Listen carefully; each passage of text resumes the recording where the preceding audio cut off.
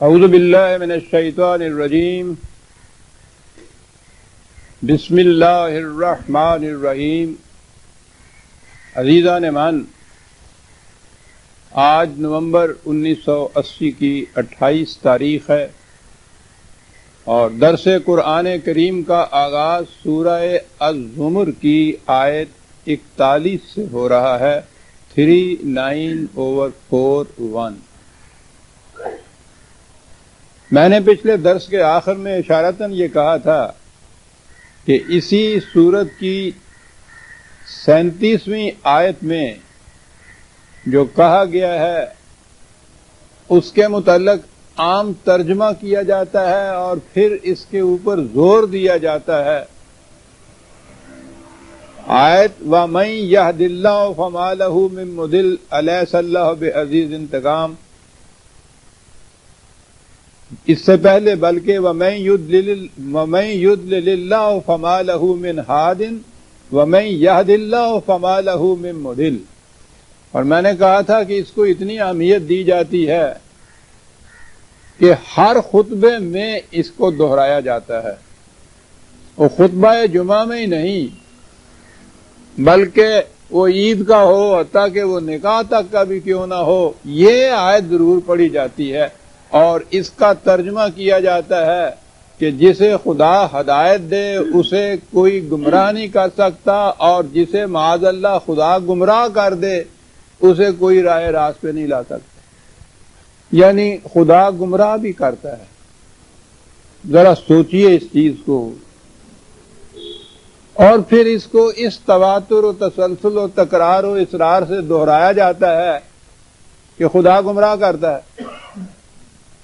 اور قرآن کریم میں متعدد مقامات پہ ہے کہ شیطان گمراہ کرتا ہے، اور یہ ہمارے ہاں دہرائے چلے جاتے ہیں۔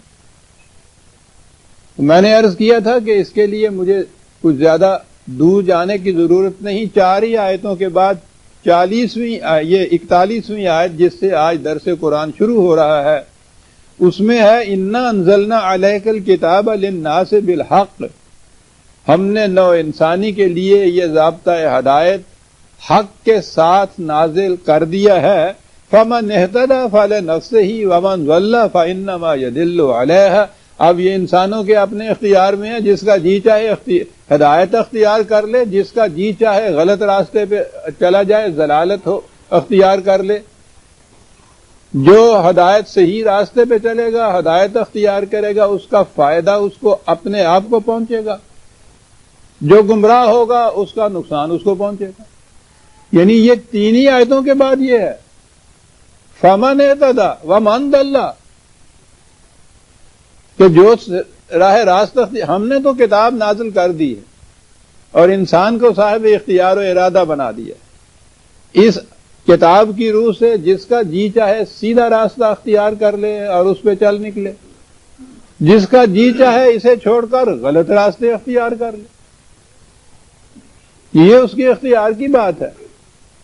البتہ یہ ضروری ہے کہ جو صحیح راستہ اختیار کرے گا اس کا فائدہ اس کو ہوگا، جو غلط راستہ اختیار کرے گا اس کا نقصان اس کو ہوگا۔ تو جہاں یہ تعلیم ہو، اور یہی تعلیم سارے قرآن کی تعلیم ہے، قانون مکافات عمل، کہ جس قسم کا کوئی کام کرے گا اس کا نتیجہ اس کو بھگتنا پڑے گا۔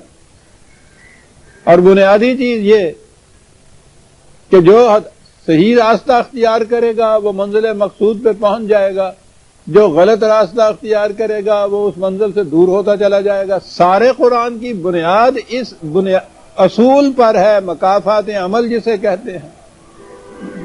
اب یہ چیز اس کے بعد کہ صاحب جسے خدا گمراہ کر دے اسے کوئی صحیح راستے پہ لا ہی نہیں سکتا، ٹھیک ہے، تو پھر یہ آگے پھر اس کو جہنم میں بھیجا جائے گا، انہیں اس کو جنت میں لایا جائے گا۔ یہ کس جرم کی بنا پر کہ جو گمراہ ہوگا اس کو ہم جہنم میں بھیج دیں گے؟ یعنی وہ کہہ رہے ہیں کہ جس کو ہم گمراہ کریں اسے کوئی راہ راست پہ لا ہی نہیں سکتا، اور پھر جو گمراہ ہوگا اس کو ہم جہنم میں بھیج دیں گے۔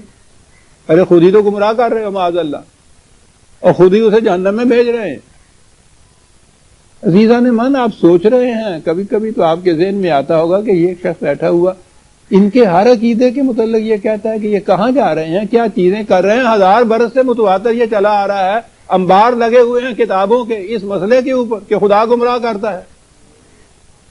کوئی اللہ کا بندہ کھڑے ہو کے سوچتا ہی نہیں کہ ہم کیا کہہ رہے ہیں، کس کے متعلق کہہ رہے ہیں، اور ساری قرآن کریم کی تعلیم کے خلاف کہتے چلے جا رہے ہیں. بنیاد ہی اکھڑ رہی ہے انسان کے حسن عمل یا غلط اعمال کی، مکافات عمل کی، جزا و سزا کی، لیکن کہہ چلے جا رہے ہیں. اور میں نے کہا تھا کہ وہ تو اتنی بڑی گہری سازش ہے، یہ آپ کے ایمان کا جز بنا دیا گیا ہے یہ مسئلہ کہ خدائی کی طرف سے ہوتا ہے. ایمان کا جز 5 اجزاء تو خود اللہ تعالیٰ نے کہے تھے، چھٹا انہوں نے اپنی طرف سے اضافہ کیا ہے، اور وہ یہ ہے چھٹا خدا گمراہ کرتا ہے معاذ اللہ. اور میں نے کہا تھا کہ وہ 4 ہی آیتوں کے بعد بات صاف ہے. وہ تو کہا ہی اس نے یہ ہے کہ ہم نے تو صحیح ایک ضابطۂ ہدایت دے ہی دیا ہے، جو اسے اختیار کرتا ہے وہ خدا کی رہنمائی پر چلتا ہے، جو اسے چھوڑ کے دوسرے راستے اختیار کرتا ہے وہ گمراہ ہو جاتا ہے، اس کا نقصان اسی کو ہوگا. اور رسول اللہ سے فرمایا وَمَا أَنْتَ عَلَيْهِمْ بِوَكِيلٍ، تو ان کے اوپر داروغہ نہیں مقرر کیا گیا کہ ڈنڈے کے زور سے ان کو صحیح راستے پہ چلائے. کتاب نازل کی، عقل و فکر ان کو دے دی، صاحب اختیار بنا دیا، اور ان سے کہہ دیا کہ دیکھیے اس چوراہے کے اوپر ہم نے سائن پوسٹ لگا دیے ہیں، اب تمہارے جی میں آئے تو شہر کا راستہ اختیار کرو، جی میں آئے تو وہ دوسرے الٹے طرف ملتان روڈ کے اوپر چلے جاؤ، جس طرف تم راستہ اختیار کرو گے اس منزل کے اوپر پہنچ جاؤ گے.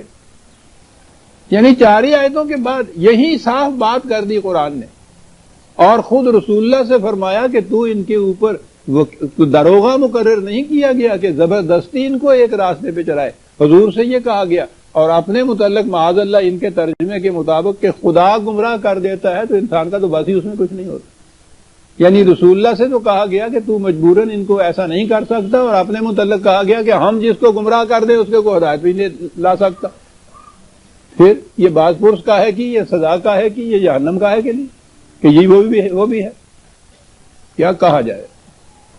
ایک قرآن کو چھوڑا تو عقل و فکر کو چھوڑا، ان دونوں کو چھوڑا تو اس کے بعد کہیں کے بھی نہ رہے. اس کے بعد ایک آیت آتی ہے.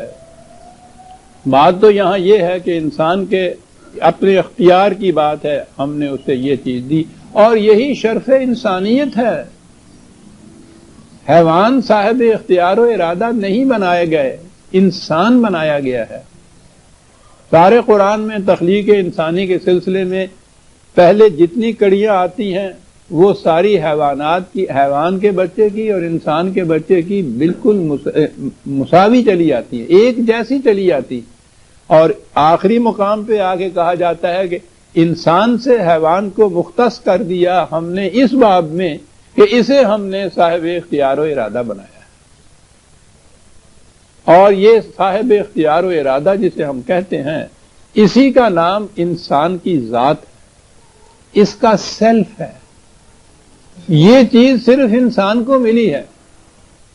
یہ اپنے معاملات کا فیصلہ جو چیز کرتی ہے اس کے اندر، اسے اس کا سیلف یا ذات کہا جاتا ہے.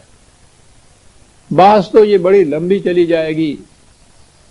قرآن اسے نفس کہہ کر پکارتا ہے، لیکن جہاں تک ہماری عملی زندگی کا تعلق ہے وہ یہی ہے کہ انسان کے اندر ایک قوت دی گئی ہے جو اپنے لیے خود فیصلہ کرتی ہے.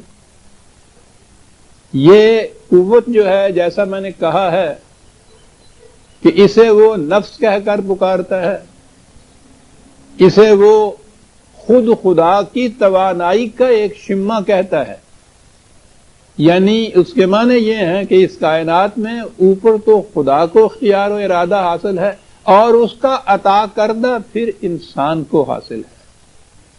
یہ جو اس کا عطا کردہ، یہ نفخ روح جسے کہا گیا ہے، وہ یہ نہیں عزیزان مان کہ خدا کی روح اتنی ہے اس میں سے اتنا سا حصہ لے کے تو انسان کو دے دیا تو وہ تو پھر پونا روح رہ جائے گا، اس میں تو کمی آ جائے گی. وہ اتنا غلط تصور. یہ میں آپ دوسری طرف چلا جاؤں گا تو یہ تصوف کی طرف نکل جاؤں گا، جو وہ کہتے ہیں کہ خدا کی روح جو ہے اس کے حصے انسانوں کے اندر دیے گئے ہیں، بانٹے گئے ہیں. بہرحال وہ نفس انسانی ہے، انسانی ذات ہے. انسانی ذات جو ہے یہ فیصلہ کرتی ہے. اس کے بعد ہے انسان کا شعور جسے کانشیسنیس کہتے ہیں آپ. یہ آیت آ رہی ہے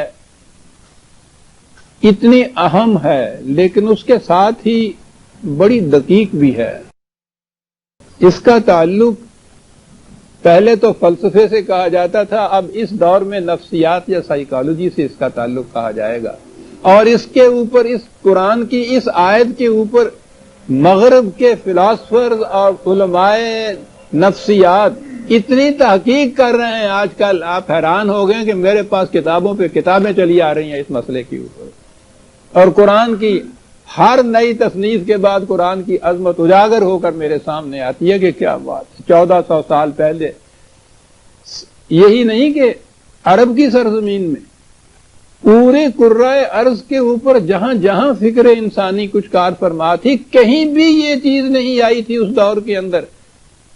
اور جو کشادہ ظرف ہیں، یہ مغرب کے مفکرین بھی وہ اعتراف کرتے ہیں کہ اس دور کے اندر یہ بات کہنا کسی انسانی فکر کی بس کی بات نہیں تھی. یہ یقیناً فوق البشر کوئی سرچشمہ علم تھا جو یہ کہہ سکتا تھا جو یہ باتیں کہی گئی. وہ یہ لوگ مجبور ہو رہے ہیں اس کو تسلیم کرنے کے لیے، اور اس پہ بڑا ہی کام کر رہے ہیں. یعنی انسان کے سیلف کے، اس کے نفس کے متعلق، اس کی ذات کے متعلق. تو میں نے کہا ہے نا کہ انسان کی ذات فیصلہ کرتی ہے، نفس، اور شعور اس کا جو ہے وہ اب اس کے بعد وہ سارے طریقے ڈیوائز کرتا ہے کہ جس کی روح سے اس فیصلے کو بروئے کار لانا ہوگا. اور انسان کے یہ جو اعضاء ہیں، باقی جتنے بھی سینسز ہیں یا ہاتھ پاؤں ہیں، یہ اس کے انسٹرومنٹ یا ذرائع بنتے ہیں اس فیصلے کو عملاً بروئے کار لانے کے. تو 3 چیزیں ہوتی ہیں: انسانی ذات جو فیصلہ کرتی ہے کہ مجھے اس وقت گولی مار دینی چاہیے یا سرنڈر کر دینا چاہیے. شعور انسانی جو ہے وہ اس فیصلے کو لے کے سوچتا یہ ہے کہ اب مجھے جو حملہ کرنا چاہیے تو کس طریق سے کرنا چاہیے، وہ اس کے لیے طریق سوچتا ہے. شعور ہے، یہ کانشیسنیس ہے یہ. اور اگلی چیز یہ ہے کہ پھر وہ ہاتھ کو حکم دیتا ہے کہ تو اٹھ اور ایک تماچا اس کو لگا دے. وہ ہاتھ اس کا آلہ ہے، انسٹرومنٹ ہے، ذریعہ ہے اس فیصلے کو بروئے کار لانے کا جو ذات انسانی نے کیا. شعور انسانی نے طریق سوچا اور اس نے انسان کے ان اعضاء جو جوارح کی روح سے اس کو عمل میں لایا. اس کو یہ ایک طریقہ ہے انسان کی زندگی کا. میں اس لیے عرض کر رہا ہوں کہ وہ بڑی اہم آیت ہے اور اس کا تعلق خالص فلسفے یا نفسیات سے ہے. بڑا مشکل ہو جائے گا میرے لیے ایک درس میں اس چیز کو سمجھانا، لیکن بہرحال آیت تو ہے سامنے، اس کو ویسے چھوڑ کے تو آگے میں بڑھ نہیں سکتا. اس کے لیے ذرا زیادہ زور دینا پڑے گا آپ کو بھی، اپنی سمجھ پہ، اپنی فکر پہ، اپنے غور پہ. وہ کیا کہتا ہے؟ عجیب آیت. اللہ یتوفی الانفس حین موتها واللتی لم تمت فی منامها فیمسک التی قضا علیہ الموت ویرسل الاخری الی اجل مسمی. اور آخر میں کہا یہ ہے کہ ان فی ذالک لآیات لقوم یتفکرون. ہم نے جو کچھ یہ کہا ہے اوپر، یہ صرف وہ لوگ کے جو فکر سے کام لیں گے، غور و فکر سے کام لیں گے، ان کے لیے اس میں حقیقت تک پہنچنے کی بہت بڑی نشانی ہے. تو یہی اس نے کہا لقوم یتفکرون، تو خود ہی اس نے بتا دی کہ اس کی اہمیت کیا ہے. یہ جس سورہ الزمر کی آیت ہے جس میں سے درس شروع ہو رہا ہے 39/42، یہ درس کی آیت ہے ہمارے ہاں. 39/42 ہے جی. 41 سے درس شروع ہوا ہے، یہ 42ویں آیت ہے جی. لفظ یہاں قرآن نے نفسی قرآن لایا ہے. لفظ کہا یہ ہے کہ موت کے وقت اور نیند کی حالت میں ہم انسانی نفس کو روک لیتے ہیں. نیند کی حالت میں بیدار ہونے پہ واپس کر دیتے ہیں، موت کی حالت میں اس کو اپنے پاس رکھے رہتے. نفس معدوم نہیں ہوتا، مرتا نہیں ہے، ختم نہیں ہو جاتا، فنا نہیں ہو جاتا، وہ زندہ رہتا ہے. نیند کی حالت میں اس کو عارضی طور پر روکا جاتا ہے، واپس پھر آ جاتا ہے جب انسان بیدار ہوتا ہے. موت کی حالت میں وہ اس دنیا میں واپس نہیں آتا، اس کو وہاں روک لیا جاتا ہے. یہ کیا چیز ہے جو موت کی حالت میں تو گویا ہم نہیں سمجھ سکتے کہ کیا چیز ہے جو روکی جاتی ہے. نیند کی حالت تو ہمارے سامنے ہوتی ہے. نیند کی حالت میں جس چیز کو ہم لائف یا جان کہتے ہیں، انسان کی جان یا زندگی یا لائف، وہ نیند کی حالت میں وہ تو برقرار ہوتی. انسان زندہ ہوتا ہے، سارا جسم اس کا اسی طرح سے کام کر رہا ہوتا ہے، ویسا ہی سانس آ رہا ہوتا ہے. تو گویا اس سے مراد یہ جو چیز کہی ہے، روکی گئی ہے، یہ انسان کی جان یا زندگی نہیں ہے، وہ تو نیند کی حالت میں بھی برقرار ہوتی. کیا چیز نیند کی حالت میں نہیں ہوتی؟ انسان کا شعور نہیں ہوتا، کانشسنس نہیں ہوتی. بیدار ہوتا ہے تو وہ واپس آ جاتی. موت کی حالت میں وہ یہاں اس مردے کے ہاں پھر واپس نہیں آتی، اس کو روک لیا جاتا ہے. تو گویا وہ شاید جس کی روح سے انسانی ذات کار فرمائی کرتی تھی، وہ ایک شے ہے جو نیند کی حالت میں کام نہیں کر رہی ہوتی. انسان کا شعور کام نہیں کر رہا ہوتا، کانشسنس کام نہیں کر رہی ہوتی، اسے روکا جاتا ہے. تو نظر یہ آیا کہ نیند اور موت ان کی حالت یکساں ہی ہے، اس فرق کے ساتھ کہ نیند کی حالت میں جس میں انسانی کو زندہ رکھا جاتا ہے، جس میں انسانی کو، تاکہ وہ شعور جب واپس آئے تو وہ اسی طرح سے کار فرما ہو جیسا کہ بیداری کی حالت میں ہوتا ہے. جس میں انسانی زندہ ہوتا ہے، انسانی شعور جو ہے وہ معطل ہوتا ہے کچھ وقت کے لیے، اور جب وہ بیدار ہوتا ہے انسان تو جسم تو زندہ پہلے ہی تھا، پھر شعور کام کرنے لگ جاتا ہے. موت کی حالت میں ہم دیکھتے ہیں کہ جسم زندہ نہیں ہوتا، وہ کہتا ہے اس سے فرق نہیں پڑتا، اصل شے جو تھی وہ تو انسان کا شعور تھا.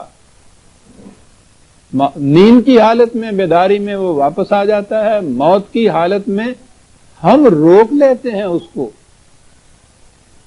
کہ اب یہ اس فرد کی زندگی کا ایک دور نہیں، بلکہ ایک اس کو مقام بھی نہیں کہا جا سکتا. بڑی مشکل ہے الفاظ کے لیے، میٹا فزکس کے لیے الفاظ نہیں صحیح مل سکتے انسان کو.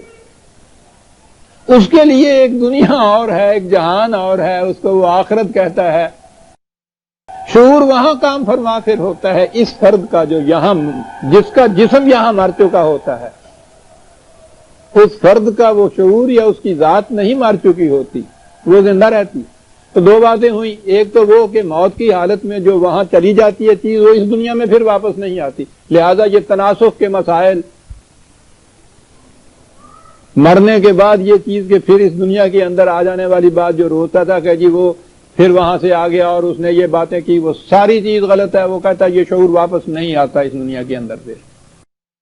شعور مرتا نہیں یا فنا نہیں ہوتا، وہ زندہ ہوتا ہے. موت کی حالت میں وہاں ہوتا ہے، نیند کی حالت میں واپس آ جاتا ہے. تو زندگی انسان کی اسی طرح برقرار رہتی ہے. اور زندگی نام ہے شعور انسانی کا، ذات انسانی کے زندہ رہنے کا. لفظ یہاں یتوفا ہے، توفا کا لفظ جسے ہم وفات کہتے ہیں، یہ عجیب زبان ہے یہ عربی کی. یہ صرف انسانوں کے لیے بولا جاتا ہے، حیوانات کے لیے یہ لفظ نہیں بولا جاتا. یتوفا الانفس جو کہا ہے اس نے یہیں سے یہ بات کہہ دی کہ یہ حیوانوں کے متعلق بات نہیں ہو رہی، انسانوں کے متعلق بات ہو رہی ہے، کیونکہ وہ لفظ یتوفا ہی نہیں آ سکتا. کیا بات ہے اس زبان کی، کیا بات ہے ایسا. حالانکہ حیوان ذی حیات تو ہوتے ہیں، زندہ ہوتے ہیں انسانوں کی طرح، لیکن ان میں شعور نہیں ہوتا، سیلف کانشسنس نہیں ہوتی. وہ سمپل کانشسنس ہوتی ہے جو حیوانوں میں ہوتی ہے. یہ چیز صرف انسان کے لیے ہے، اور یہی چیز ہے جو انسان کی ذات یا اس کی خودی کہلاتی ہے، جو مرتی نہیں ہے موت سے. یہ نیند اور موت کی حالت میں یہ جو تشابہ قرآن نے بیان کیا ہے، مماثلت بیان کی ہے، میں نے کہا ہے نا کہ اس پہ بڑی ریسرچ ہو رہی ہے، اور اس ریسرچ میں ڈریمز کے متعلق تو پھر ایک نئے باب کھل رہے ہیں، خوابوں کے متعلق، کہ شعور نہیں ہوتا تو یہ خواب کیسے آتا ہے۔ میں یہ عرض کر رہا تھا کہ جو ان پہ ریسرچ ہو رہی ہے وہ عجیب گوشوں میں ہو رہی ہے، اور یہ بڑا اہم گوشہ ہے ان کے نزدیک۔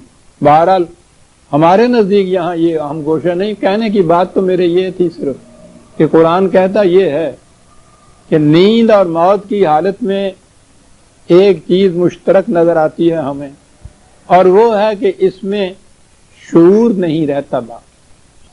زندہ تو ہوتا ہے وہ انسان، شعور اسے نہیں ہوتا، لیکن وہ شعور ٹیمپریریلی عارضی طور پہ معطل ہو جاتا ہے، پھر واپس آ جاتا ہے بیداری کے عالم میں۔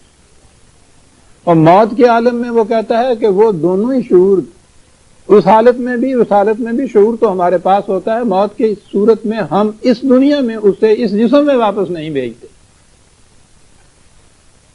تو گویا یہ جو ہے موت اور نیند کے اندر مماثلت اتنی سی، وہ اتنی سی ہے، یہ عارضی طور پہ تعطل ہوتا ہے شعور کی کارفرمائی کا، موت کی صورت میں وہ شعور واپس اس جسم میں نہیں آتا، اس کے اعتبار سے تو وہ مستقل طور پہ الگ ہوتا ہے، لیکن فنا نہیں وہ ہوتا، وہ موجود رہتا ہے۔ وہ اسی لیے سمجھانے کی کوشش کی اقبال نے اس کو، اس چیز کے اندر، کہ خواب را مرگ سبک داں، مرگ را خواب گراں۔ نیند کو تم چھوٹی سی موت سمجھو، موت کو بڑی سی نیند سمجھو۔ تو کہا یہ گیا ہے، قرآن کریم نے کہا یہ ہے، فَيُمْسِكُ الَّتِي قَضَىٰ عَلَيْهَا الْمَوْتَ وَيُرْسِلُ الْأُخْرَىٰ إِلَىٰ أَجَلٍ مُّسَمًّى۔ ایک وقت معینہ کے لیے وہ نیند کی حالت میں جو بیداری ہوتی ہے، شعور کی واپسی ہوتی ہے، ایک وقت معینہ تک کے لیے وہ یہاں کار فرمار رہتا ہے۔ حیات آخرت جو ہے اس کی کنہ اور کیفیت کس قسم کی ہے، قرآن کہتا ہے کہ تم اپنے شعور کی موجودہ سطح پر اس کی کیفیت اور کنہ کو نہیں سمجھ سکتے، دلائل کی روح سے یہ سمجھ سکتے ہو کہ مرنے کے بعد زندگی ملتی ہے، مل سکتی ہے۔ اس پہ بھی آپ حیران ہوں گے کہ یہ یورپ کے مفکرین یا یہی علماء نفسیات وغیرہ جو ہیں، وہ اب اس چیز پہ پہنچ رہے ہیں کہ مرنے کے بعد زندگی کنٹینیو کرتی ہے، تسلسل حیات تک پہنچے ہوئے ہیں۔ یہ سروائیول، جسے ان کے ہاں یہ دو ٹرمز ہیں، ایک تو سروائیول ہے، ایک امورٹیلٹی ہے، محض زندگی مرنے کے بعد، اور دوسری حیات ابدی۔ محض زندگی تک تو بہت پہلے پہنچ چکے ہوئے تھے، اب یہ امورٹیلٹی تک پہنچ رہے ہیں کہ مرنے کے بعد کی زندگی کی، یعنی زندگی کے اندر تسلسل ہے، اور یہ تسلسل اسی کانشسنس یا شعور کا تسلسل ہے جسے وہ مانتے ہیں۔ اسی لیے وہ یہ کہتے ہیں کہ وہ یہاں کے تمام اپنے خیالات، اپنے آرزوئیں، خیالات جتنے بھی یہاں کے ہیں وہ ساتھ لے کے جاتا ہے، کیونکہ شعور وہاں موجود ہوتا ہے۔ قرآن کریم نے اس حیات کے متعلق تو یہ کہا کہ وہ کس قسم کی ہے یہ تو نہیں سمجھ سکتے، مثالوں سے اس نے سمجھایا ہے، لیکن اس پہ تو زور دیا ہے کہ یہاں کے تمام یادداشتیں، حافظہ، میموریز، واقعات، تعارف ایک دوسرے کے ساتھ، یہاں کی آرزوئیں، یہ خواہشات، ان کے احساسات، ان کی یادداشت، وہ کہتا ہے یہ سارا کچھ وہاں موجود ہوگا تمہارے لیے۔ ایک لفظ شعور سے یہ چیز ساری آ جاتی ہے کہ یہ سب کچھ اس کے اندر موجود ہوتا ہے۔ خواب میں، نیند کی حالت میں کچھ بھی ہمیں یاد نہیں ہوتا، کوئی چیز بھی ہمارے ہاں اندر موجود جیسے نہیں ہوتی۔ بیداری کے بعد ہر چیز واپس آ جاتی ہے۔ کیا چیز ہوتی ہے جو واپس آتی ہے؟ جو اپنے ساتھ ہمارے حافظے کو لاتی ہے، احساسات کو لاتی ہے، جذبات کو لاتی ہے، حسیات کو لاتی ہے۔ کیا چیز وہ ہوتی ہے؟ شعور جسے کہا جاتا ہے، لفظ ہے یہ، کانشسنس جسے کہا جاتا ہے۔ وہ جو ہی نیند کے بعد واپس لوٹتی ہے، یہ ساری چیزیں انسان کے اندر آ جاتی ہیں جو ایک لمحہ پہلے اس میں موجود نہیں تھی۔ قرآن کہنا یہ چاہتا ہے کہ جس طرح تم یہ نیند کی حالت میں محسوس کرتے ہو کہ کوئی چیز نہیں تھی، یوں ہی وہ شعور واپس آیا، یہ ساری چیزیں واپس آ گئیں، تو یہ شعور موت کے بعد یہ شعور جو ہے تمہارا وہ معدوم نہیں ہو جاتا، وہ فنا نہیں ہو جاتا، وہ محفوظ ہوتا ہے۔ اب یہ چیز کہ جس وقت وہ کار فرما پھر دوبارہ ہو جاتا ہے یا ہم کر دیتے ہیں اس کو، تو جس طرح نیند کے بعد وہ شعور واپسی کے بعد اپنی تمام احساسات کو اپنے ساتھ لے کے آتا ہے، حافظے کو لے کے آتا ہے، موت کے بعد بھی جب وہ شعور کار فرما ہوگا تو اسی طرح سے ساری چیزیں وہ ساتھ لے کے آ جائے گا۔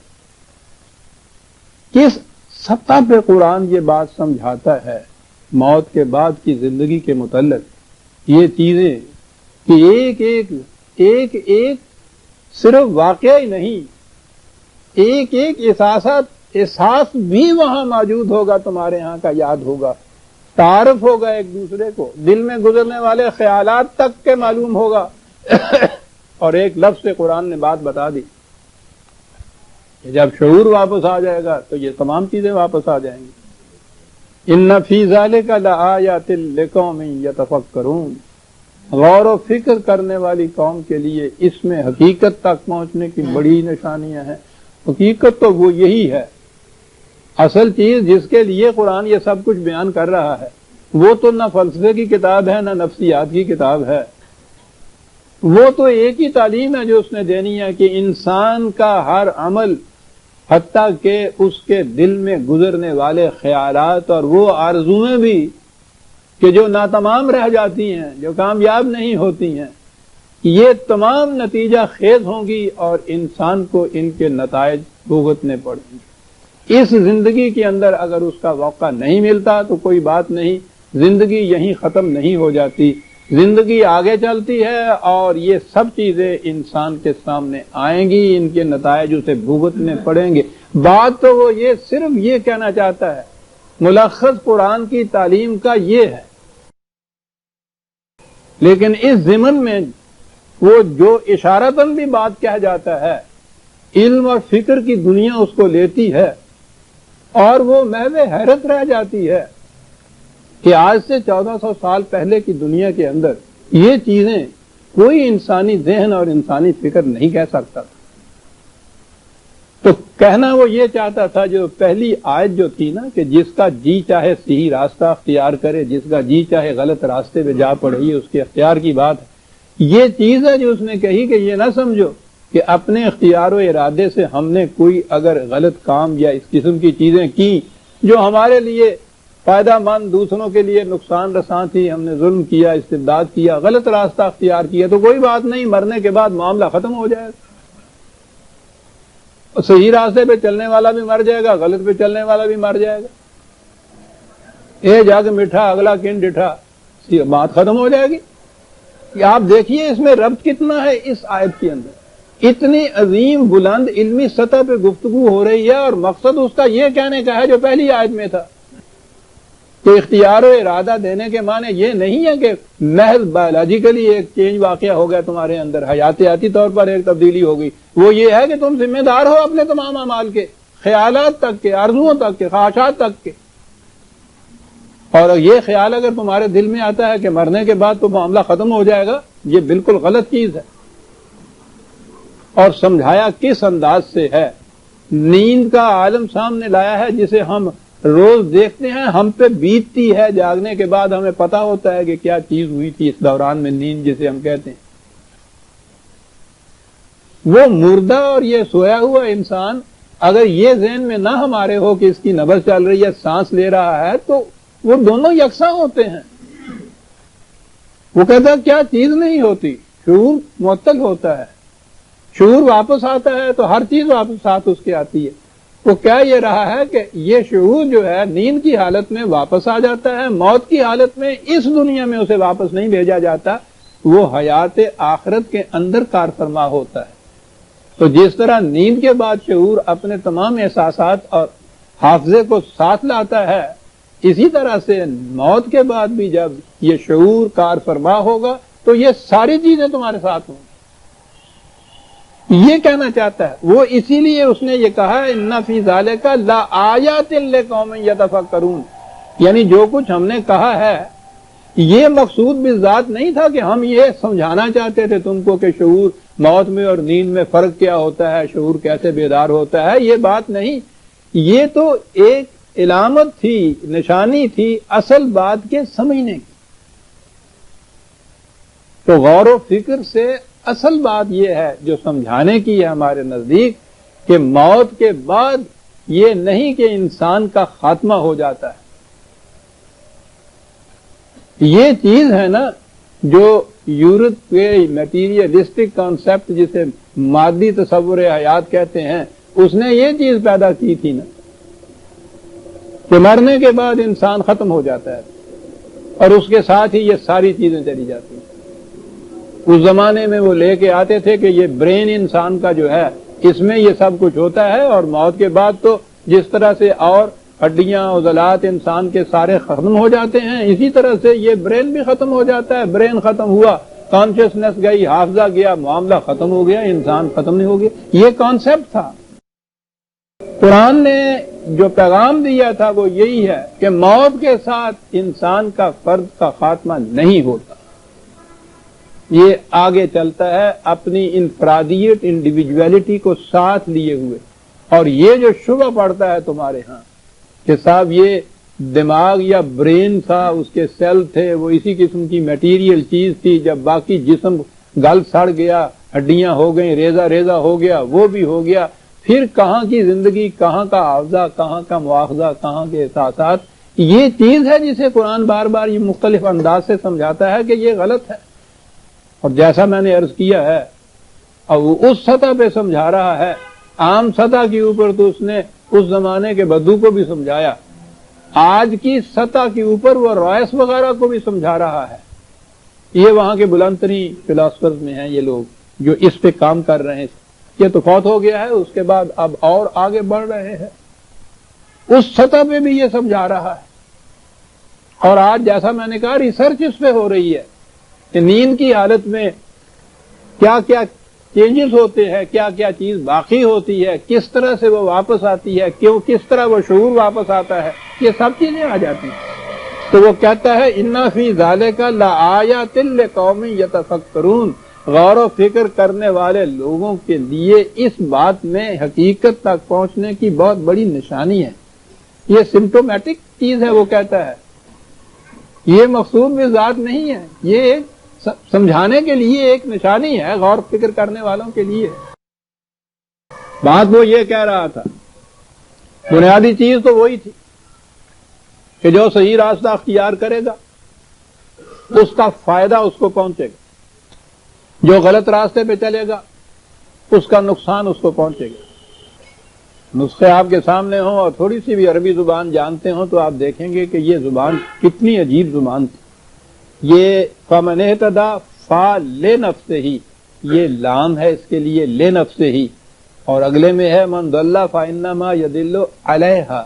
یہ پریپوزیشن جو ہیں اس زبان کے اندر یہ بڑی اہم ہے. یہ لام جو آتا ہے یہ فائدے کے لیے جو چیز ہوتی ہے اس کے لیے آتا ہے، اور یہ جو علا آیا ہے عام طور پر جو نقصان کے لیے چیز ہوتی ہے اس کے لیے یہ آتا ہے. یعنی وہ یہ نہیں اس نے کھول کے بتایا کہ اس کا فائدہ اس کو ہوگا، اس کا نقصان اس کا ہوگا. زبان کے اعتبار سے وہ جو ایک حرف لایا ہے اس حرف میں یہ چیز موجود ہے. یوں قرآن سمجھ میں آتا ہے عزیزان ایمان. اب یہ بات کہ ہر فرد کو اس کے اعمال کا نتیجہ بھگتنا پڑے گا. ام اتخذوا من دون اللہ شفعاء، یہ کہتے ہیں کہ نہیں، ہر فرد کو نہیں، جیسا یہاں بھی سفارشیں چلتی ہیں، حمایتی لوگوں کے ہوتے ہیں، اس کے ساتھ کھڑے ہو جاتے ہیں جا کے، وہ اس طرح بچ جاتا ہے. تو غلط کہا. یہ لوگ یہ تصور کیے بیٹھے ہیں کہ اسی طرح سے وہاں بھی معاملہ ہوگا، سفارشوں سے بھی بچ جائیں گے، شفاعت جسے کہتے ہیں، دوسرے کوئی ساتھ لے کے بھی چلے جائیں گے کہ اس کا لحاظ ہو جائے. جیسے کہتے ہیں بڑے بڑے مقربین بارگاہ الہی اور اولیاء کرام جو ہے وہ بھی بخشوا دیں گے، خدا کے حضور جائیں گے. کہا یہ تصور ہے ان کا. کل اولو کانوا لا یملکون شیئا ولا یعقلون، سوچو تو صحیح جن کے متعلق یہ ذہن میں لیے بیٹھے ہیں، خواہ وہ دیوی دیوتا ہوں یا اس دنیا کے یہ بڑے بڑے ان کے ذہنوں کے اندر جو بڑے بڑے بزرگ اور بڑے بڑے مقربین ہیں وہ ہوں. کہا سوچو تو صحیح کہ انہیں ذاتی طور پر کیا قدرت حاصل ہے. ان کی پیدائش ان کے اپنے ارادے سے نہیں ہوئی. ان کی زندگی ان کے اپنے خود ساختہ قوانین کے تابع نہیں چل رہی. یہ ساری خدا کے قوانین کے مطابق چل رہی. کہا اس قسم کے لوگ خدا کے مقابلے میں کھڑے ہو کر تو وہاں کیا بخشوا لیں گے اور وہ ان کے نتائج سے ان کو ایسا کر لیں گے کہ وہ محفوظ رہ جائیں ان تباہیوں سے. کیا کہتے ہیں؟ اور پھر ایسے لوگ کہ لا یعقلون. اور یہ عجیب چیز کہی ہے. عام طور پہ ہمارے ہاں یہ جو پیر صاحبان ہوتے ہیں لا یعقلون، آپ دیکھیں گے بہت کم ان میں ایسے ہوتے ہیں جو سمجھدار بھی ہوں. ان کا سمجھدار ہونا بھی ضروری نہیں، ان کا باعلم ہونا بھی ضروری نہیں ہوتا. کہا یہ چیزیں ذہنوں کے تم اندر لیے بیٹھے ہو، دیوی دیوتا اور یہ بت اور ستارے اور یہ فرشتے اور یہ جنات اور پھر یہ بڑے بڑے آپ کے یہاں کے مقرب اور یہ اس کے یہاں کے آپ کے پیشان طریقت جن کے متعلق ذہن میں ہے کہ یہ سارے بخشوا کے کیا سمجھ رہے ہو تم خدا کے مقابلے میں؟ اس کا قانون تو بڑا اٹل ہے. کل للہ الشفاعۃ جمیع. قطعاً نہیں، کسی کے ساتھ کھڑے ہونے کا اقتدار کسی اور کو حاصل نہیں. یہ تو خدا کا قانون ہے، اس کے مطابق زندگی بسر ہوگی. وہی ساتھ کھڑا ہوگا تو کھڑا ہوگا، اگر وہ ساتھ چھوڑ دے گا کوئی ساتھ کھڑا نہیں ہو سکتے. لہو ملک السماوات والارض ثم الیہ ترجعون. کائنات کی پستیوں اور بلندیوں میں اقتدار اختیار صرف اس کے قوانین کا ہے اور ہر شخص کا قدم اس کی طرف اٹھ رہا ہے. اس کی مملکت کے احاطے سے کوئی باہر جا نہیں سکتا. جہاں جی چاہے بھاگا پھرے انسان، وہ وہاں سے قانون مفاقات کی حد اور زد سے باہر جا ہی نہیں سکتا. بلکہ یہ جو لفظ ہوتے ہیں نا راجعون اور ترجعون، اس کے معنی یہ ہوتا ہے جیسا یہ اشتہاری مجرم ہوتے ہیں نا مفرور، بھاگے پھرتے ہیں کئی کئی سال تک بھاگتے رہتے ہیں اور کبھی آتا ہے نا کہ پھر وہ خود ہی حاضر ہو گیا. قرآن یہ بتاتا ہے کہ یہ جو ہمارے بھاگے ہوئے مجرم ہوتے ہیں اس قانون کے، ابدی طور پہ وہ بھاگے نہیں رہتے ہیں. جو وہ سمجھتے ہیں کہ ہم اس سے دور بھاگ رہے ہیں، در حقیقت ان کا ہر قدم اسی کی طرف اٹھ رہا ہوتا ہے. یہ بھی کہانیاں ہیں نا وہ مشہور کہ ساری رات وہ چلتے رہے، صبح اٹھ کے انہوں نے دیکھا تو وہیں کے وہیں تھے. تو قرآن یہ کہتا ہے سمجھانے کے لیے کہ جو یہ سمجھتے ہیں کہ ہم بھاگ رہے ہیں اس سے دور نکل جائیں گے اس کے دائرے اور احاطہ سے، جورسڈکشن سے، غلط کہہ رہے ہیں. ان کا تو ہر قدم اسی کی طرف اٹھ رہا ہے. اور اگر یہ چیز اس زندگی میں وہ سمجھے بچ رہے ہیں تو انسان کا ہر قدم ہر سانس موت کی طرف اٹھ رہا ہوتا ہے نا. وہ موت کو قریب تر کر دیتا ہے. تو سمجھانے کے لیے یوں سمجھیے نا کہ ہر زندہ انسان اس کا ہر قدم موت کی طرف جا رہا ہوتا ہے. تو اس نے کہا کہ یہ جو سمجھتے ہو کہ موت سے معاملہ ختم ہوگا، ختم نہیں ہوگا، وہ تو اور تیز ہو جائے گا. وہاں تو یہ نتائج ابھر کر تمہارے سامنے آئیں گے، برے تل جائے. اس لیے انسان بھاگ کے نہیں کہیں جا سکتا. عزیزان من، یہ ایک ہی پیغام ہے قرآن کا، ایک ہی تعلیم ہے قرآن کی. یہی ہے جس پہ اگر بنیادی طور پر اس پہ ایمان یعنی یقین محکم حاصل ہو جائے علی وجہ البصیرت، یہی مقصود ہے قرآن کی تعلیم کا، پھر انسان نہ ذاتی طور پہ غلط راہ ہو سکتا ہے، نہ ان انسانوں کا معاشرہ یہ استبداد اور تباہیاں لا سکتا ہے جو دنیا میں عام ہو رہی ہیں. یہ صرف اس لیے عام ہو رہی ہیں کہ انسان کو اس چیز پر یقین نہیں رہا کہ مجھے اپنے ہر عمل کا حتیٰ کہ ہر خیال تک کا بھی نتیجہ بھگتنا، یہ یقین نہیں رہا. اس دور میں تو کہیں بھی یقین نہیں، نہ دیر میں نہ حرم میں خودی کی بیدار. کہنے کے لیے تو ہم سمجھتے ہیں کہ مسلمان وہ ہے جو اس پہ ایمان رکھتے ہیں. لفظ ہے ایک ہم نے جو سیکھ لوگ ہے، دہراتے رہتے ہیں ایمان رکھتے ہیں. میرا ایمان ہے جی مرنے کے بعد. ایمان کے معنی یہ ہے کہ کیا یہ احساس بھی تجھے ہے کہ یہ کچھ تو کر رہا ہے، اس کا مواخذہ ہونا ہے، اس کا نتیجہ بھگتنا ہے. تم نے ہے یقین اس کا، اسے یقین ہے اس کا. ہر غلط کام کے اوپر اس کی توجہ اس طرف چلی جاتی ہے کہ پولیس کی گرفت میں نہ آ جاؤں. اس کی تدبیر کر لے تو راوی عیش لے. گرفت میں بھی آ جائے تو آگے یہ ہوتا ہے کہ عدالت کے معاملے میں ایسا کچھ کر دیا جائے یا رشوت دی جائے یا سفارش لڑائی جائے، وہاں سے چھوٹ جاؤں کسی طرح سے۔ انتہا بھی اگر ہو جائے، جیل میں بھی بھیجے جائے تو دروغے کے ساتھ ایسا انتظام کر دیا جائے کہ جیل کے اندر باہر کی نسبت زیادہ آسائشیں میسر ادھر جائے گا ماننے والوں کا بھی۔ ایک ہی چیز ہے جس کی کمی ہے آج دنیا کے اندر، اسی سے سینس آف ریسپانسبلٹی آتی ہے، انسان کو ذمہ داری کا احساس بیدار ہوتا ہے۔ جب یہ معلوم ہو جائے کہ نہیں صاحب ٹھیک ہے، پولیس والے کی نگاہ سے بھی میں چھوٹ سکتا ہوں، عدالت سے بھی شاید چھوٹ سکتا ہوں، دروغے سے بھی چھوٹ، لیکن اس کے باوجود ایک اور قانون کا دائرہ ہے، اس سے نہیں چھوٹ سکتا، میرا ہر قدم اس کی طرف اٹھ رہا ہے، الہ ترجعون۔ اور آگے بات وہ کہی جس میں ہم سب مبتلا ہیں، کہا ہے کہ لہو ملک السماوات والارض۔ یہ ہے حقیقت، اس پہ ہونا چاہیے ایمان کہ کائنات کے اندر اقتدار اور اختیار جو ہے وہ صرف خدا کا ہے، کسی اور کا نہیں، اور اس کے اقتدار اور اختیار کے خلاف کوئی کچھ نہیں کر سکتا۔ یہ ہے ایمان، اسے کہتے ہیں خدائے واحد پر ایمان۔ یعنی خدائے واحد پہ ایمان کے یہ معنی نہیں کہ میں کہوں کہ اللہ ایک ہے، بس وہ کیا ہوا جو کسی نے کہہ دیا نہیں تین ہے، تو کیا فرق پڑا ان دونوں کی زندگی پہ؟ توحید کے معنی یہ ہیں کہ اطاعت صرف خدا کے قانون کی، کسی اور کی نہیں۔ عملاً یہاں طبعی زندگی کے اندر عملاً ہم یہ کہہ رہے ہیں نا کہ اسی کے قانون کی اطاعت ہے۔ قانون اس کا یہ ہے کہ صاف ستھری ہوا میں سانس لوگے تو زندہ رہو گے، یہ ہے نا کہ صاف ستھری ہوا جو ہے اس پہ انحصار ہے زندگی کا۔ آخری لمحے بھی آپ کے جو آتے ہیں اسپتال میں، وہ آکسیجن ٹینٹ جسے کہتے ہیں، وہاں بھی آپ کو اسی قانون کی اطاعت کے مطابق 4 سانس زندہ رکھا جاتا ہے۔ اس قانون کے خلاف چل کے زندہ رہ کے کوئی بتائے تو صحیح۔ قانون ہے نا کہ یہ صاف مصفہ پانی جو ہے اس پہ مدار ہے زندگی کا، اس کے خلاف چل کے آدمی دیکھے تو صحیح۔ اسے توحید کہتے ہیں، صرف ایک قانون یا ایک کا بنایا ہوا قانون۔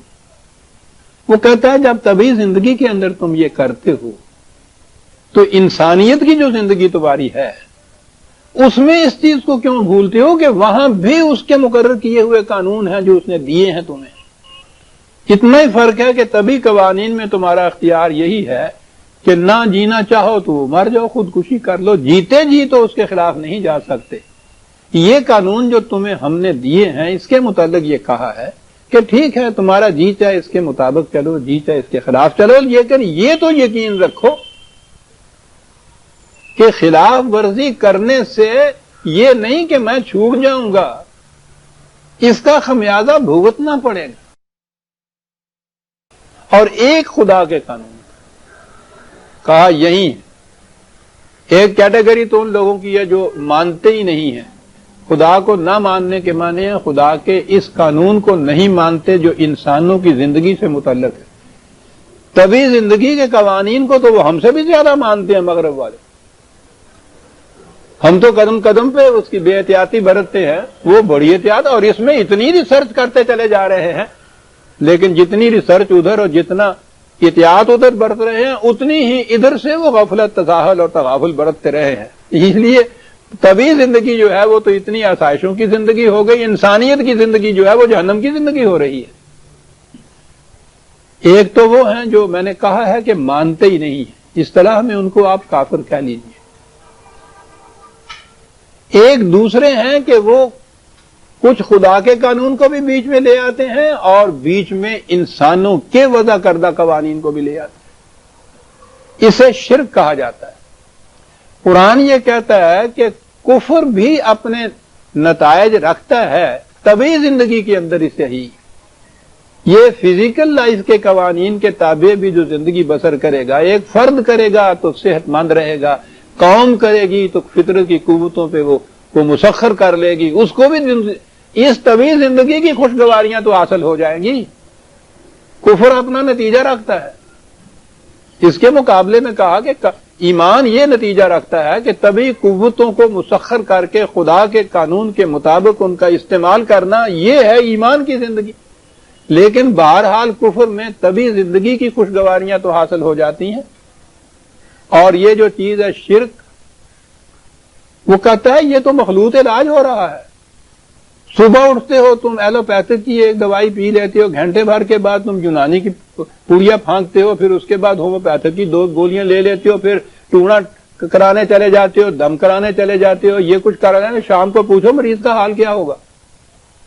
یہ جو چیز ہے کہ خدا کا قانون بھی ساتھ، اس کے احکام بھی ساتھ، انسانوں کے بنائے ہوئے قانون بھی ساتھ، اور پھر ان دونوں کے اندر یہ بھی نہیں کہ دونوں کی حیثیت ایک قسم کی رہے۔ عجیب آیت آئی عزیزان من، اذا ذکر اللہ وحدہ اشمئزت قلوب الذین لا یؤمنون بالآخرہ، لا یؤمنون بالآخرہ، دیکھیے کہاں آیا ہے یہ، اصل چیز وہی آخرت پر ایمان کی تھی۔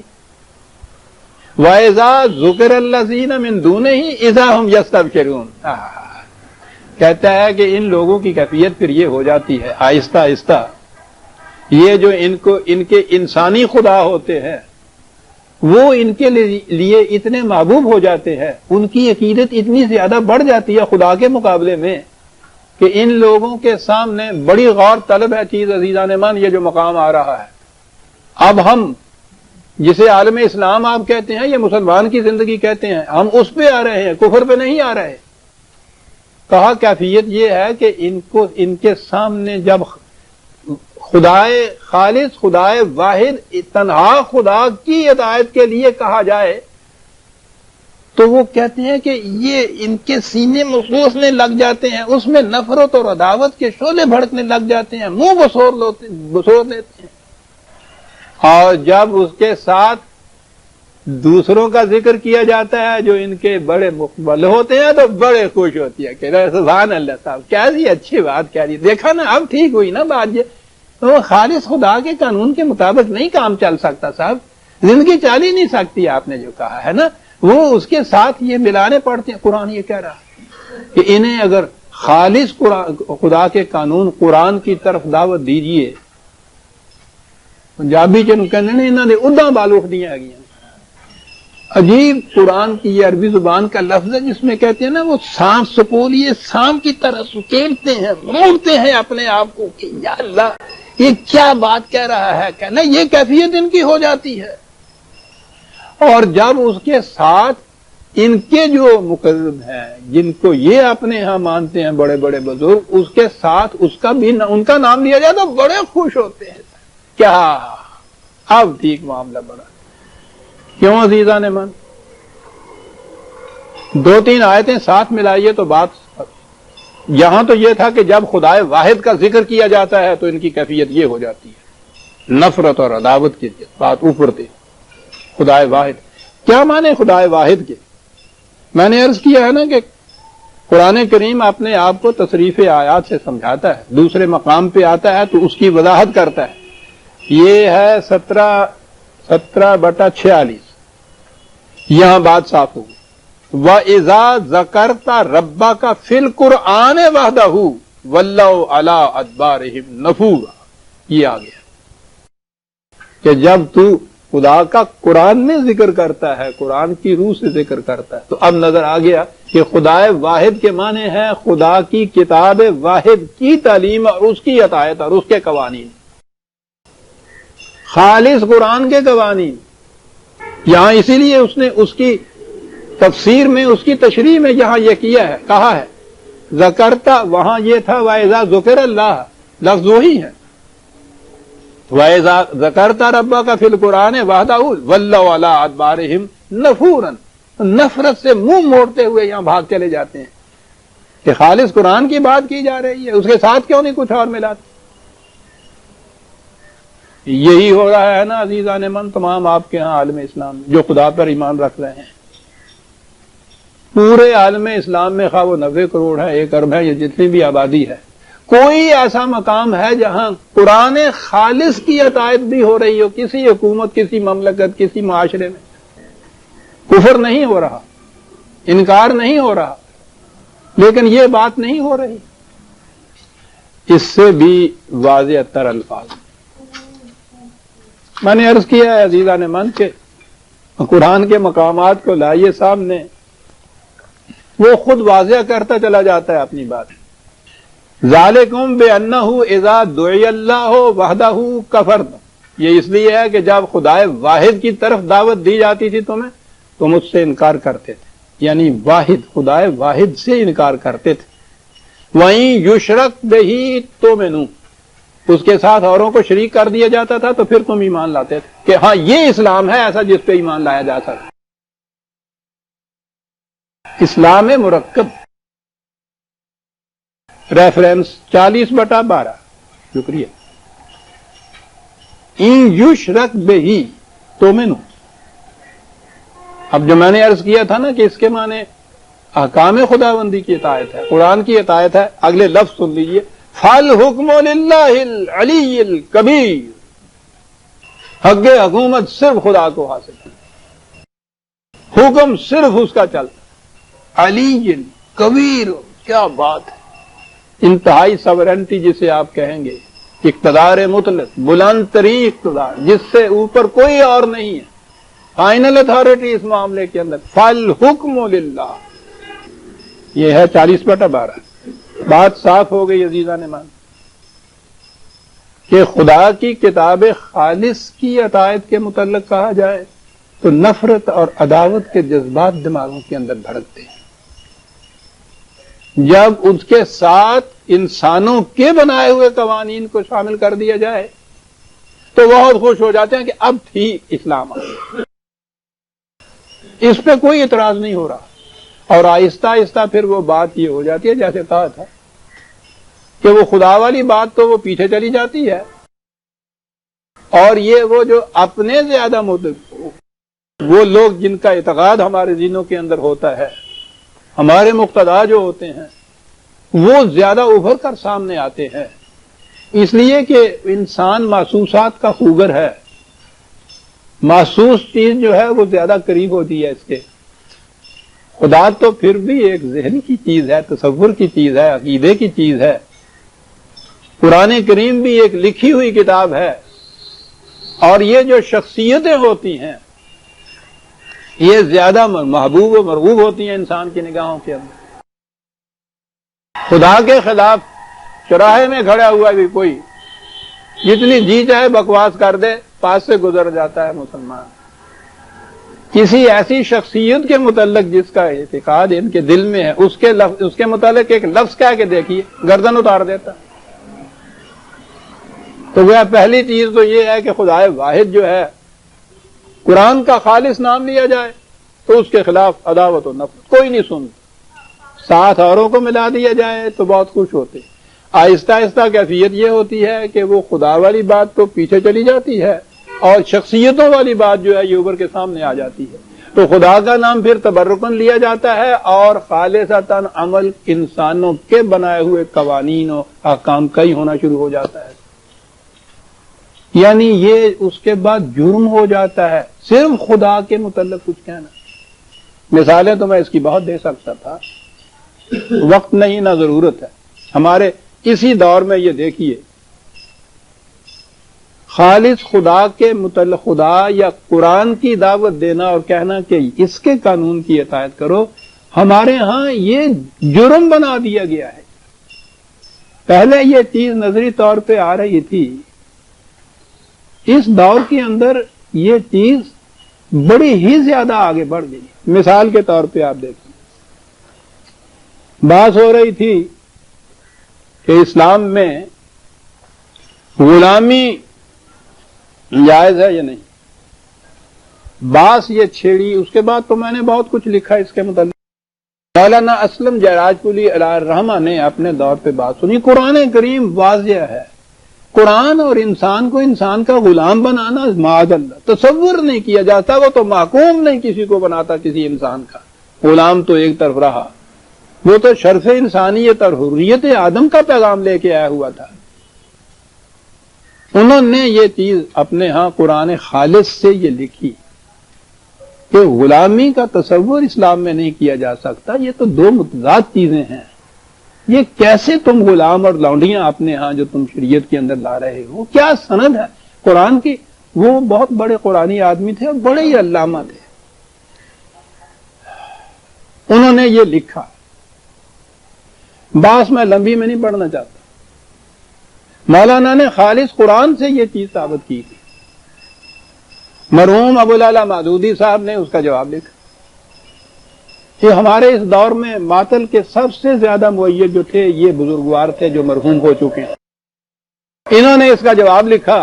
میں کہنا یہ چاہتا ہوں کہ صرف قرآن خالص کی دعوت کے خلاف کیا چیز. وہ لکھتے یہ ہیں کہ مؤلف کی غلطی کا اصل سبب یہی ہے کہ انہوں نے صرف قرآن سے غلامی کا قانون اخذ کرنے کی کوشش کی. یہ غلطی یہ ہے جی. تفہیم القرآن حصہ دوم ان کی کتاب اور اس کا 292 صفحہ. بحث تو بڑی لمبی ہے لیکن میں صرف ایک فکرہ اس کا کہنا چاہتا ہوں کہ مؤلف کی غلطی یہ ہے. یہ اب غلطی ہو گئی مسلمان کی کہ وہ قرآن خالص سے قرآن ثابت کرتا ہے, کہتا ہے یہ غلطی ہے اس. یہ دور آ گیا. انہیں اس دور کا سب سے بڑا عالم, مفکر, مقنن, تفسیر, وہ تو ان کے خدا کا اللہ کا شاہکار ان کو کہا جاتا تھا. مجھے اس سے غرض نہیں ہے. ان کے ہاں کے متبعین معتقدین جو جی میں آئے کہیں خدا بنا دیں مجھے تو صرف یہ ایک فکرہ تھا. یہ ذہنیت پیدا ہو گئی ہوئی.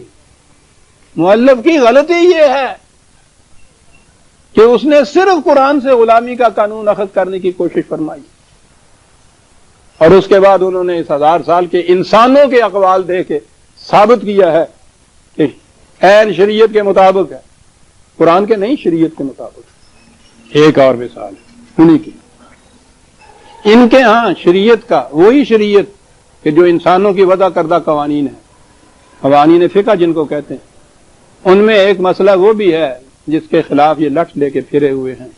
آئلی قوانین میں کسی بچے کا اگر باپ مر جائے, یتیم رہ جائے, دادا اس کا موجود ہو اور اس کے بعد وہ دادا فوت ہو اور اس کی بڑی جائیداد ہو, تو یہ نظر آتا ہے کہ اس بچے یتیم کو اس کے مقابلے میں جو اس کا چچا ہے زندہ, اس کا بیٹا, اس کو زیادہ کچھ دینا چاہیے. یتیم ہے بیچارہ, محتاج ہے, قسم پرس ہے. ان کی فقہ یا شریعت کا قانون یہ ہے کہ اسے محروم کیا جائے گا دادے کی وراثت سے, سارا اس کے چچا کو دیا جائے گا اور اس کے بیٹوں کو دیا جائے گا. اس قدر پیتھیٹک کیسز سامنے آتے ہیں. ریزن من سوچ لیجئے, آپ کے ذہنوں میں بھی ہوں گے واقعات کہ چھوٹے چھوٹے وہ بچے یتیم رہ گئے, باپ مر گیا, کوئی پرسان حال نہیں ہے, دادا کے پاس اتنی جائیداد ہے, وہ مر جاتا ہے تو وہ کہتے ہیں یہ یتیم جو ہے یہ محروم ہو جاتا ہے, اس کو کچھ نہیں مل سکتا, ان کو سب کچھ ملے گا. یہ تو میں نے ابھی بات آپ کو ریزن پہ مبنی, عقل و فکر پہ مبنی کہی ہے. عقل کا تقاضا بھی یہ چھوڑ دیجئے, قرآن کریم کی نظر سری کے خلاف ہے. یہ اس پہ بھی بات چلی. اس کے متعلق کہا گیا صاحب یہ تو قرآن کے خلاف ہے. کون سی شریعت ہے جس کے مطابق یہ فیصلے آپ کہتے ہیں؟ اتنے مزید ہیں یہ کہ جب سے یہ قانون بنے, یہ آپ کو فیملی لاز جو آئلی قوانین کہے جاتے ہیں نا, یہ سن 61-62 میں بنے تھے. خدا کر کے ان قوانین میں یہ شک داخل ہو گئی تھی کہ اس کو یتیم پوتے کو حصہ مل سکتا ہے. اس کے خلاف طوفان مچایا ہوا ہے کہ ان کو منسوخ کرو, ان یتیم کو کیوں حصہ دیا جاتا ہے. اس کا جواب بھی مودودی صاحب فرما رہے ہیں. ترجمان القرآن مارچ 1952 میں انہوں نے اس کے خلاف لکھا. میں کہہ رہا ہوں کہ ان کی سند, ان کے ہاں کے قانون کی احکام کی سند کیا ہوتی ہے. میں قرآن کی اسی آیت کی تفسیر میں یہ کہہ رہا ہوں.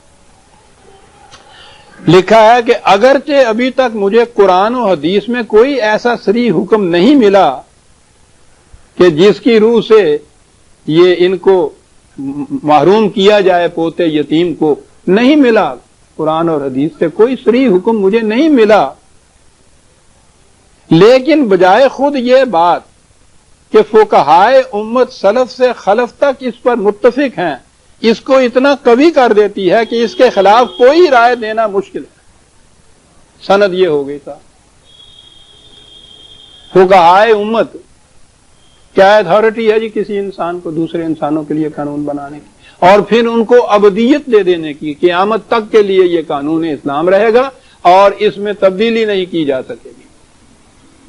یہ تو خدا کا ہی صرف، خدا اپنے احکام کے متعلق وہ کہتا ہے تمت کلمۃ ربک صدقا وعدلا لا تبدیل لکلمات اللہ، صرف خدائی صفت ہے یہ، خدا کے قوانین میں کوئی تبدیلی نہیں، ابدیت ہوتی ہے۔ انسانوں کے بنائے ہوئے قوانین میں خواہ ان کا کتنا ہی بڑا احترام ان کی بزرگی کا ہمارے ذہن میں کیوں نہ ہو، انسانوں کے بنائے ہوئے قانون کو اگر یہ ابدیت سمجھ لی جائے اس کے متعلق کہ غیر متبدل ہیں قیامت تک کے لیے، تو یہ تو خدائی قانون کا درجہ دینا ہے۔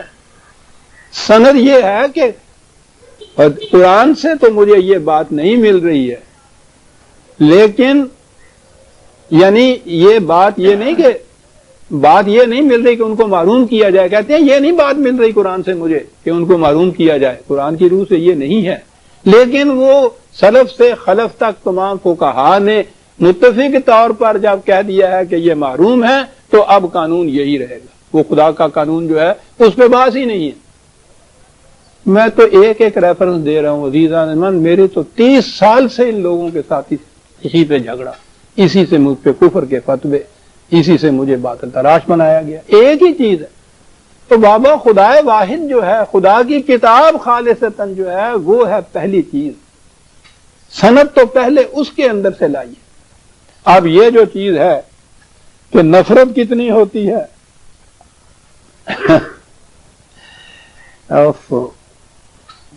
کبھی ذکر ہی نہیں کیا، آج یہ بات سامنے آ گئی، قرآن نے جو کہا ہے کہ ان کے دلوں میں نفرت کتنی ہوتی ہے، یہ اسی بات کے اندر کہتے ہیں اصل یہ ہے، سوچئے یہ علمی اور ایک دینی بات ہو رہی ہے، جواب کیا دیا جا رہا ہے؟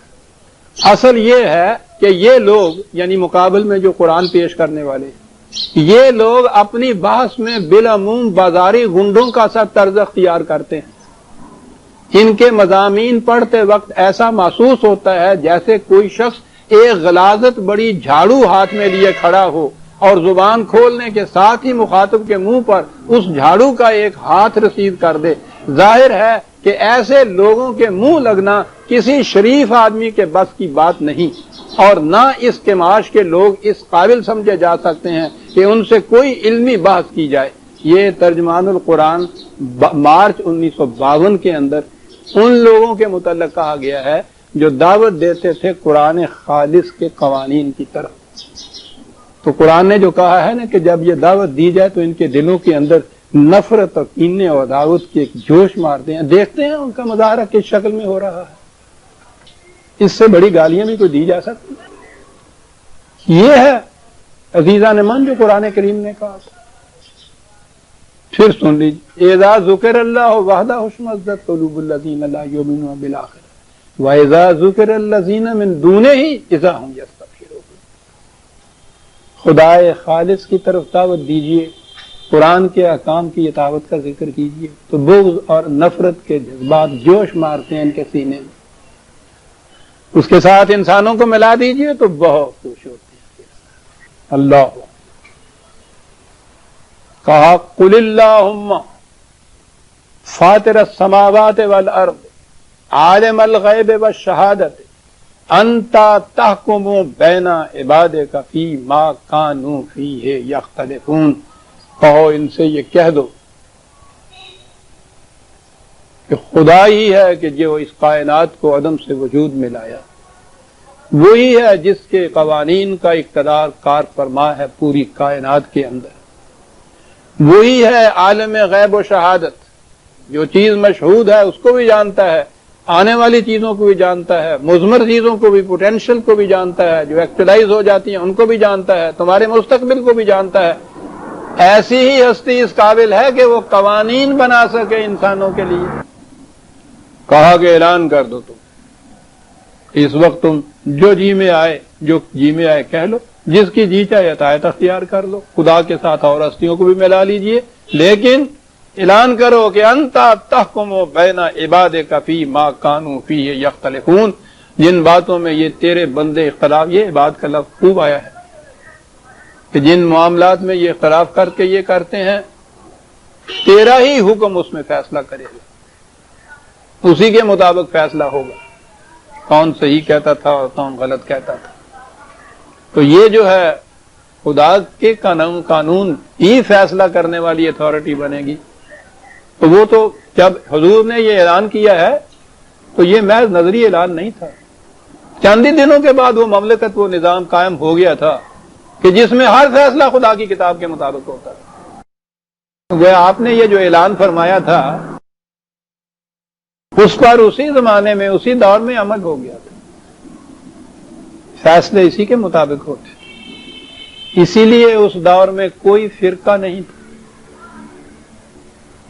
ایک ضابطۂ قانون کے تابع اگر سب رہیں تو وہاں فرقہ پیدا کیسے ہو سکتا ہے؟ اس کے اندر ایک ضابطے کے تابع سب رہیں تو فرقے کی یہی شکل ہوگی نا کہ اس کے اندر کوئی چیزیں ایسی ہیں جو متضاد ہیں، کوئی ان میں سے اس طرح کرتا ہے، کوئی اسی کتاب کے مطابق اس طرح کرتا ہے۔ تو وہ قرآن نے خود کہہ دیا ہے کہ اس کے من جانب اللہ ہونے کی ایک دلیل یہ ہے کہ اس میں کوئی اختلافی بات نہیں ہے، تو اس کا تو دعویٰ یہ ہے۔ تو ایک ضابطہ ہو جس میں کوئی اختلافی بات نہ ہو، سارے انسان اس کا اتباع کریں، تو پھر تفرقہ کیسے پیدا ہو سکتا ہے؟ فرقہ کیسے بن سکتا؟ کوئی فرقہ آپ لیجئے عزیزان مان، ان کی آخری سند کسی نہ کسی انسان پر جا کے ختم ہوگی۔ فرقہ بنتا شخصیت سے، یہ شخصیت پرستی ہوتی، خدا پرستی نہیں ہوتی۔ بات بالکل صاف ہے عزیزان مان۔ وہ ایک قانون، جیسا میں عام مثال دیا کرتا ہوں، پیشوا افتادہ سی، ایک قانون پہ چلنے والے، یہ قانون جو ہے کہ کیپ ٹو دی لیفٹ، بہرحال ایک بڑا چھوٹا سا قانون ہے، لیکن مملکت پاکستان میں بسنے والے سب جو ہیں، یہ ان کے لیے قانون واحد ہے نا، ایک قانون ہے نا۔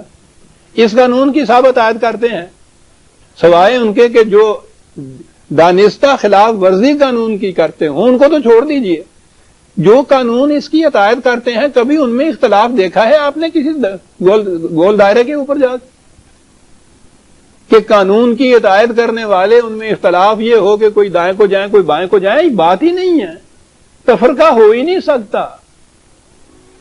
تفرقہ یہاں نہیں ہوگا۔ اگر امریکہ کے اندر قانون ہے کیپ ٹو دی رائٹ تو وہاں والے وہاں چلیں گے، یہاں والے یہاں چلیں گے، کیونکہ دو قانون الگ الگ ہو گئے۔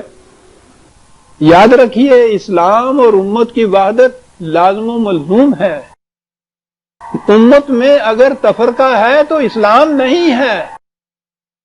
اسلام خدا واحد کی، کتاب واحد کی عطایت کا نام ہے جس میں اختلاف نہیں ہے۔ اسی لیے قرآن کریم نے یہ کہہ دیا ہے کہ فرقہ بندی شرک ہے۔ یہ تو خدا کے متعلق کہا کہ شرک ہے، اور رسول اللہ صلی اللہ علیہ وسلم نے فرمایا کہ جو لوگ فرقے پیدا کر لیں، اے رسول تیرا ان سے کوئی واسطہ نہیں، نہ خدا کا تعلق نہ رسول کا واسطہ۔ اور جس چیز کا نام اسلام یا رکھا جاتا ہے، اسلام کے قانون رکھا جاتا ہے، وہ سارے انسانوں کے بنائے ہوئے۔ اسی لیے یہ کیفیت ہے، ایک قانون نافذ ہوتا ہے، ایک فرقہ اس کی اٹھ کے کہہ دیتا ہے کہ ہم اس کو نہیں مانتے اسلامی۔ قرآن کا قانون نافذ کیا ہو تو کسی مسلمان کی ضرورت ہو سکتی ہے، نہیں مانتا، نہیں مانتے تو اسلام کو چھوڑ کے غیر مسلم ہو جاؤ، ٹھیک ہے، تمہیں اجازت ہے۔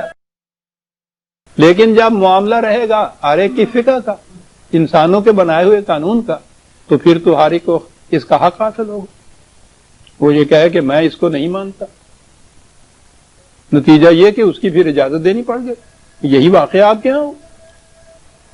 زکوٰۃ کا قانون نافذ کیا گیا ایک پبلک لا کی حیثیت سے کہ سب کو ماننا ہوگا، اختلاف پیدا ہو گیا، فرقے نے کہا کہ یہ تو ایک خاص فرقے کی فقہ کا قانون ہے، ہمارے نزدیک یہ اسلامی نہیں ہے، ہم اسے اسلامی نہیں مانتے، ہمارے نزدیک اسلامی وہی ہے جو ہماری فقہ کے مطابق۔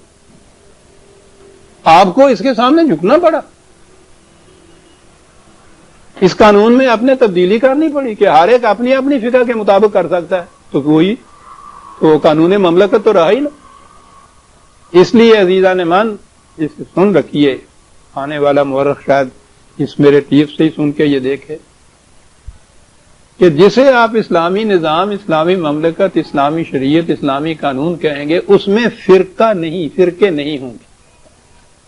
وہ تمام ان لوگوں پہ کہ جو اب تو یہی کہیں گے مسلمان کہلائیں گے، یا بہرحال جو قرآن پہ، خدا پہ ایمان رکھنے والے ہوں گے، ان سب پہ لاگو ہوگا. وہ کوئی تفرقہ نہیں اس کے اندر ہوگا.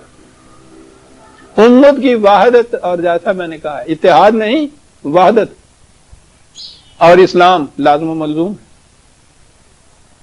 جہاں فرقہ آیا اسلام چلا گیا، وہ شرک ہو جاتا ہے. انت تحکم بین عبادک فیما کانوا فیہ یختلفون. جن معاملات میں یہ اختلاف کرتے ہیں اس کا فیصلہ تیرے ہی قانون کے مطابق ہو سکتا ہے، وہی کر سکتا ہے. جو اس کے خلاف جانے والے ہیں، قرآن نے کہا تھا کہ شرک ظلم عظیم ہے. ظلم کے معنی ہوتے ہیں کہ جو شے جس مقام پہ ہونی چاہیے اسے وہاں نہ رکھنا، خواہ اس سے نیچے لے آئیں، کمی کر دیں تو اس کو بھی ظلم کہتے ہیں. کسی کے حقوق میں کمی کرنے کو عام طور پہ کہتے ہیں نا. اس کو اس کے مقام سے اوپر لے جائیں تو یہ بھی ظلم ہوتا ہے. شرک میں انسانوں کو ان کے انسانیت کے مقام سے اونچا لے جا کے خدائی مقام دے دیا جاتا ہے. اس لیے قرآن کریم نے ظلم عظیم کہا اس کو، ظلم ہی نہیں، ظلم عظیم. اور اسی لیے یہ کہا ہے کہ اور جو چھوٹے موٹی تمہارے ہاں کی کوئی مساہمت ہو جاتی ہے، کوئی لغزش ہو جاتی ہے، کوئی غلطی ہو جاتی ہے، تو اس کا تو تدارک ہو سکتا ہے. لیکن یہ جو دو قسم کے قانون تم چاہتے ہو کہ ایک مملکت کے اندر رائج ہوں، اس کا تدارک ہی نہیں ہو سکتا. یہ ہے معنی اس آیت کے جس میں کہا ہے کہ اور تو سب کچھ بخشا جا سکتا ہے، شرک نہیں بخشا جا سکتا. تو بخشا نہیں جا سکتا کہ یہ معنی ہے. کوئی مملکت قانون واحد جو ہے وہ سارے مسلمانوں سے منوا ہی نہیں سکتی. اگر اپنی اپنی الگ الگ انسانوں کی بنائی ہوئی فقہیں جو ہیں وہ قانون بنے. اسی لیے کہا وَأَنَّ لِلَّذِينَ ظَلَمُوا مَا فِي الْأَرْضِ جَمِيعًا وَمِثْلَهُ مَعَهُ لَافْتَدَوْا بِهِ مِنْ سُوءِ الْعَذَابِ يَوْمَ الْقِيَامَةِ وَبَدَأَ لَهُم مِّنَ اللَّهِ مَا لَمْ يَكُونُوا يَحْتَسِبُونَ. کہا یہ روش اختیار کرنے والے اگر وہ چاہیں کہ دنیا بھر میں جو کچھ بھی دولت مال سب کچھ ہے اس کو دے کے اس کی وجہ سے جو تباہی آتی ہے اس کا وہ بدلہ بن جائے، اس کا کفارہ ہو جائے، قطع غلط ہے، نہیں ہو سکتا. ایک مملکت میں ایک سے زیادہ قوانین چلنے سے جو تباہیاں آتی ہیں، مال و دولت کوئی چیز دنیا کی اس کا کفارہ نہیں بن سکتی. کیا انداز! اس کا کہا اس کا نتیجہ تو ظاہر ہو کر رہے. جو ناہمواریاں پیدا کرے گی یہ بات، وہ ظاہر ہو کر رہے گی. اور یہ تباہیاں ان راستوں سے آئیں گی جن کا سان گمان بھی تمہارے ذہن میں نہیں ہوگا. وَبَدَا لَهُمْ سَيِّئَاتُ مَا كَسَبُوا وَحَاقَ بِهِم مَّا كَانُوا بِهِ يَسْتَهْزِئُونَ. کیا ہوگا؟ سیئات کو ما کسب، ناہمواری جو خود انہوں نے اپنے ہاتھوں سے کیا ہے، اس کی پیدا کردہ ناہمواریاں نمایاں ہو کر ابھر کر ان کے سامنے آ جائیں گی. حاق بہم ما کانوا بہ یستہزئون. اور ان سے جو کہا جاتا تھا کہ یہ جو جس روش پہ تم جا رہے ہو یہ تباہیوں کی روش ہے، اور انہوں یہ سمجھتے تھے کہ ہم نے ہر قسم کا انتظام کر رکھا ہے کہ تباہی نہ آئے. کہا یہ تمہارے اس کہنے کا مذاق اڑایا کرتے تھے، استہزاء کیا کرتے تھے. یہ چیز جس کا یہ استہزاء کرتے تھے کہ اس کی وجہ سے تباہی کیوں آئے گی، وہ چھا جائے گی چیز ان کے اوپر آ کے. اس قسم کی تباہی آیا کرتی ہے خلاف روش خداوندی راہ اختیار کرنے سے. قوموں کی تاریخیں اس کے اوپر شاہد ہیں. وقت ہو گیا آج سورہ الزمر کی آیت 48 تک ہم آئے. آیت جی